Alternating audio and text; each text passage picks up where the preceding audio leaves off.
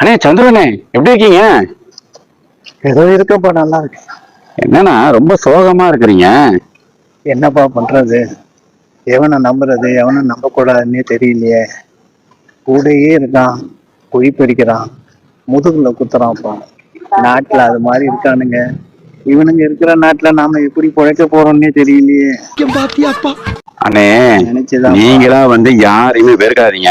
மத்தவங்க உங்களை வெறுக்கிறாங்க ஒதுக்குறாங்க அப்படின்னு தெரிஞ்சாக்கா அந்த இடத்த நீங்க திரும்பி கூட பார்க்காதீங்க. உங்க வேலையை மட்டும் நீங்க பாருங்க. ஏன்னா முகத்துக்கு முன்னாடி பாசமும் முதுகுக்கு பின்னாடி வேஷமும் போடுற உலகத்துல தான் நம்ம வாழ்ந்துட்டு இருக்கிறோம். நம்ம தான் எச்சரிக்கையா சோதனமா இருந்துக்கணும். அதனால நம்மளுடைய வேலையை மட்டும் நம்ம பார்ப்போம். இதெல்லாம் பெருசா எடுத்துக்கிடாம நம்ம இருந்தோம்னா நம்ம நல்லா இருப்போம். என்ன ரெண்டாவது ஒண்ணு சொல்லுவாங்க, என்னன்னா இவன் முன்ன மாதிரி பேச மாட்டேன்றான், முன்ன மாதிரி பழக மாட்டேன்றான், அவன் பாட்டுக்கு அவன் வேலையை செஞ்சுட்டு இருக்கிறான், நம்மளை மதிக்க மாட்டான், கண்டுக்க மாட்டான்னு சொல்லுவாங்க. அவங்களுக்காக நம்ம கிடையாது.